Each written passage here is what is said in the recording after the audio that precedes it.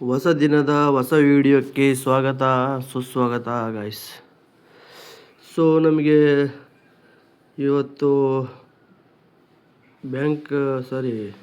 Nifty expiry ಇದೆ ಮಂಗಳವಾರ. So ನಾವು ಆದಷ್ಟು ಕೇರ್ಫುಲ್ಲಾಗಿ ಟ್ರೇಡ್ ಮಾಡಬೇಕು. ನೋಡೋಣ. ಸೊ ನಾನಿವಾಗ ನೋಡಿ ಇಲ್ಲಿ 2, 3, 4, 5 ಗಜಿಬಿಜಿ ಅನಿಸುತ್ತೆ ನಿಮಗೆ, ಅದಕ್ಕೆಲ್ಲ ತಲೆ ಕೆಡ್ಸ್ಕೊಳಕ್ಕೆ ಹೋಗಬೇಡಿ. ನಾನು 2, 3 ಥರ ಬೇರೆ ಥರ ಹಾಕಿದರೂ ಕೂಡ ನಮಗೆ 127%, 22,900, 1.618 22,948, 1.618 22,855. ಸೊ ಎಲ್ಲ ಪಾಯಿಂಟ್ಗಳು ಇಲ್ಲಿಗೆ ಸೇರ್ತಾ ಇದ್ದಾವೆ. ಸೊ ಆಮೇಲೆ ನಮ್ಮದು ಇಲ್ಲೊಂದು ಲೈನ್ ಇದೆ 22,875. ಸೊ ಇದು ಇಂಪಾರ್ಟೆಂಟು, ಇದು ಇಲ್ಲೇ ಬರ್ತೈತಿ. ಆಮೇಲೆ ಇವತ್ತು 10 ಗಂಟೆ 15 ನಿಮಿಷಕ್ಕೆ ನಮ್ಮ ಸೈಕ್ಲಿಕ್ ಲೈನ್ ಕೂಡ ಬರ್ತೈತಿ.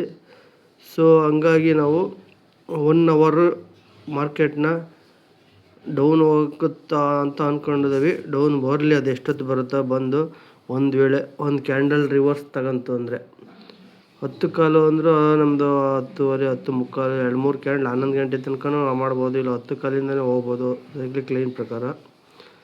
ಸೊ ಒಂದು ಬಂದುಬಿಟ್ಟು ನಮಗೆ ಒಂದು ಒಳ್ಳೆ ಕ್ಯಾಂಡ್ಲ್ ಕೊಟ್ಟ ಅಂದರೆ ರಿವರ್ಸ್ ಕ್ಯಾಂಡ್ಲು, ನಾವು ಅವಾಗ ಬೇಕಾದ್ರೆ ಸಿಗೆ ಎಂಟ್ರಿ ಆಗೋಣ. ಈಗ ಪಿ ಮೇಲೇ ಇತ್ತು ಅಂದರೆ ಬೇಕಾದ್ರೆ ಪಿಗೆ ಟ್ರೈ ಮಾಡ್ಬೋದು. ಮಾರ್ಕೆಟ್ ಹೇಳೋಕ್ಕಾಗಲ್ಲ ಯಾವ ಥರ ಓಪನ್ ಆಗುತ್ತೆ, ಯಾವ ಥರ ಮೂವ್ ಆಗುತ್ತೆ. ಒಂದು ಕ್ಯಾಂಡ್ಲ ಒಂದೇ ಓಪನಿಂಗ್ ಶಾರ್ಟೇ ನಾವು ಬೈ ಮಾಡೋಕ್ಕಾಗಲ್ಲ, 1-2 ಕ್ಯಾಂಡ್ಲ್ ಆಗಬೇಕು ಅಬ್ಸರ್ವ್ ಮಾಡೋಕ್ಕೆ.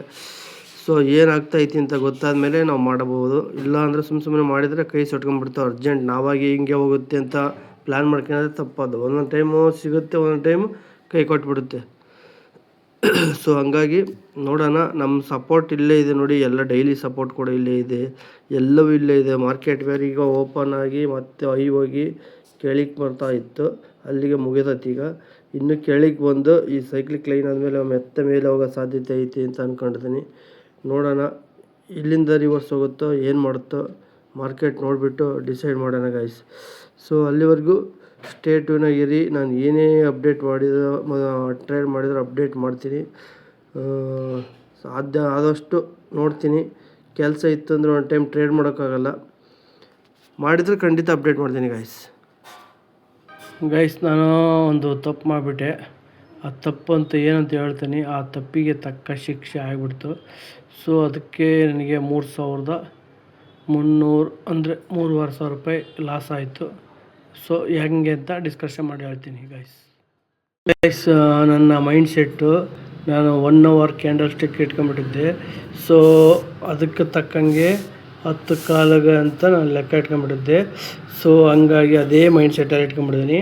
ಅದೇ ಮೈಂಡ್ ಸೆಟ್ಟಲ್ಲಿ 1 ಅವರ್ ಇಟ್ಕೊಂಡದ್ದು 10-15 ನಿಮಿಷಕ್ಕೆ ಕ್ಯಾಂಡಲ್ ಸ್ಟಿಕ್ ಇಟ್ಕೋಬೇಕಾಯ್ತು ನಾನು.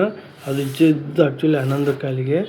ಸೊ ನಾನು ತಪ್ಪು ಮಾಡಿದ್ದೆ ಎಲ್ಲಿ ಅಂದರೆ ಅಲ್ಲೇ.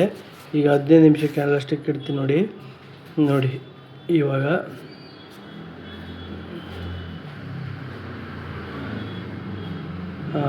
ಈಗ 15 ನಿಮಿಷಕ್ಕೆ ಕ್ಯಾಂಡಲ್ ನಾನು 1 ಅವರ್ದೇ ಮೈಂಡ್ ಸೆಟ್ ಇಟ್ಕೊಂಡ್ಬಿಟ್ಟಿದ್ದೆ.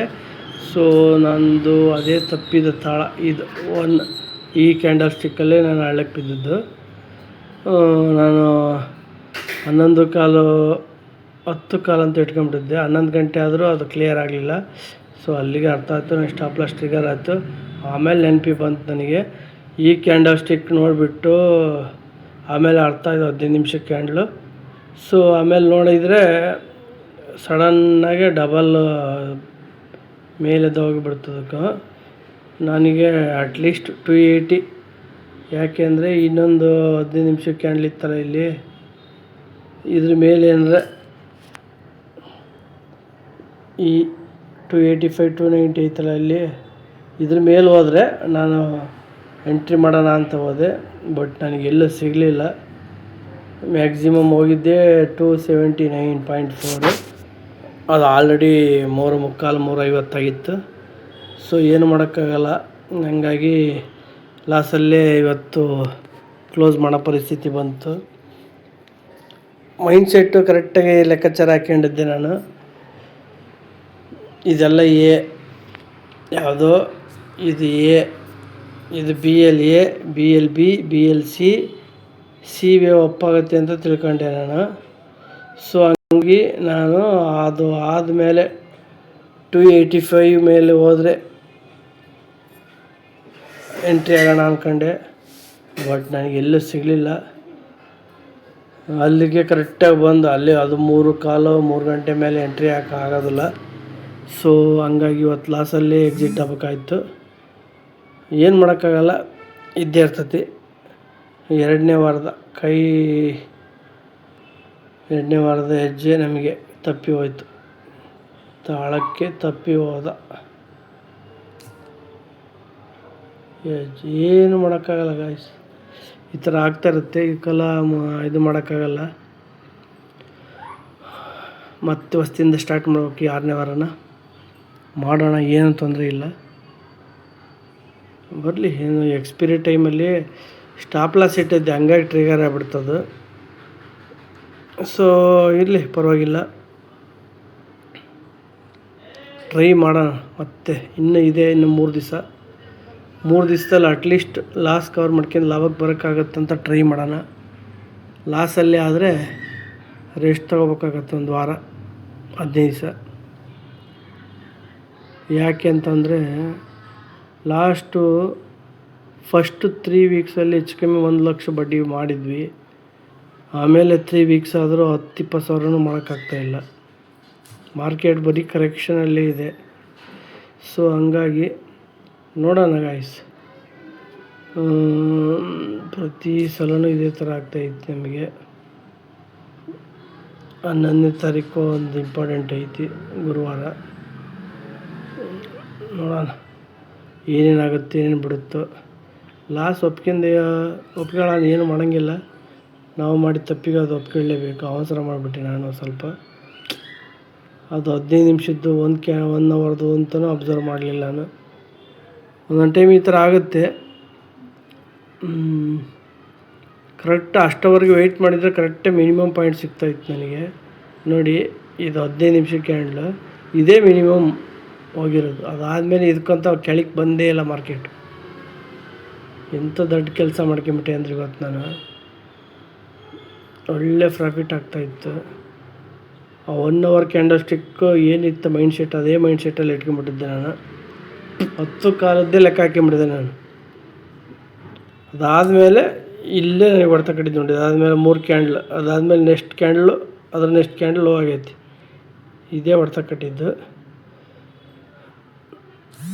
ಸೊ ಡ್ಯೂಟಿಯಲ್ಲಿ ಇರ್ತೀನಿ, ಅವೆಲ್ಲ ಸ್ವಲ್ಪ ಅಬ್ಸರ್ವೇಷನ್ ಮಾಡೋದು ಕಷ್ಟ ಆಗುತ್ತೆ ಫಸ್ಟ್ ಶಿಫ್ಟಲ್ಲಿ. ಇರಲಿ, ಏನು ತೊಂದರೆ ಇಲ್ಲ, ಎಲ್ಲಿ ಹೋಗಲ್ಲ ಮಾರ್ಕೆಟು. ಇಲ್ಲಿ ನಾವು ಲಾಭ ಮಾಡ್ಕೊಳ್ಳೋ ದೊಡ್ಡ ವಿಷಯ ಇದ್ದಿಲ್ಲ, ಮತ್ತೆ ಎಂಟ್ರಿ ಆಗೋದು ದೊಡ್ಡ ವಿಷಯ ಇದ್ದಿಲ್ಲ. ಸೊ ನನಗೆ ಅಲ್ಲೇ ಯಾಮಾರ್ಬಿಟ್ಟೆ. ಅದಾದಮೇಲೆ ಒಂದೇ ಪಟ್ಟಿಗೆ ಈ ಕ್ಯಾಂಡ್ಲ್ ಹೋಯ್ತು. ನಮಗೆ ಬೇಕಾಗಿದ್ದು ಅಟ್ಲೀಸ್ಟ್ 280 ಮೇಲೆ. ಯಾಕೆ ಅಂದರೆ ಇಲ್ಲಿ ನೋಡಿ 1% ಐತಲ್ಲ ಇಲ್ಲಿ, ಈ 287 ಇದ್ರ ಮೇಲೆ ನನಗೆ ಹೋಗಿದ್ದರೆ ನಾನು ಎಂಟ್ರಿ ಹಾಕಿದ್ದೆ. ಅದಾದಮೇಲೆ ಎಂಟ್ರಿ ಹೋಗಿದ್ದರೆ ಅಟ್ಲೀಸ್ಟು ನಮಗೆ ಇಲ್ಲಿ ಸಿಗ್ತಾಯಿತ್ತು 400, 420, 450. ಸೊ ಹಂಗಾಗಿ ನಾನು ಇಲ್ಲೇ ಡಬಲ್ ಆದಮೇಲೆ ಮತ್ತೆ ಇಲ್ಲಿ ನೋಡಿ, ಇಲ್ಲಿ ಅದಾದಮೇಲೆ ಒಂದು ಧ್ವಜಿ ಥರ ಬಂತು. ನೆಕ್ಸ್ಟ್ ಕ್ಯಾಂಡಲ್ ತೋರಿಸ್ತೀನಿ ನೋಡಿ, ಇಲ್ಲಿ ಸಖತ್ ಹೈ ಬಂತ. ಇದಾದಮೇಲೆ ಧ್ವಜಿ ಥರ ಬಂತು, ಮತ್ತೆ 50, ಮತ್ತೆ ಧ್ವಜಿ ಥರ ಬಂತು. ಇದೆಲ್ಲ ಆಯಿತು. ಸೊ ಹಂಗಾಗಿ ಅತ್ಲ ಮುಂದಕ್ಕೆ ಎಂಟ್ರಿ ಆಗಲಿಲ್ಲ. ಸೊ ಮತ್ತೆ ಕೆಳಗೆ ಬಂತು. ಎಲ್ಲ ಕನ್ಫ್ಯೂಷನ್ ಇತ್ತು. ಸೊ ಹಂಗಾಗಿ ಏನೂ ಮಾಡೋಕ್ಕಾಗಲಿಲ್ಲ. ನೋಡೋಣ ನಾಳೆ ಅಥವಾ ನಾಡ್ದ ಏನಾದರೂ ಲಾಸ್ ಕವರ್ ಮಾಡ್ಕೊಂಡು ವಾಪಸ್ ಬರೋಣ. ಓಕೆ ಗೈಸ್, ನಮ್ಮ ವಿಡಿಯೋ ನಿಮಗೆ ಇಷ್ಟ ಆದರೆ ಲೈಕ್ ಮಾಡಿ, ಶೇರ್ ಮಾಡಿ, ಸಬ್ಸ್ಕ್ರೈಬ್ ಮಾಡಿ, ಫಾಲೋ ಮಾಡೋದು ಮಾತ್ರ ಮರೀಲೇಬೇಡಿ. ದಯವಿಟ್ಟು ನಿಮ್ಮ ಅನಿಸಿಕೆಗಳು ಕಾಮೆಂಟ್ ಮುಖಾಂತರ ತಿಳಿಸಿ. ಬಾಯ್ ಬಾಯ್.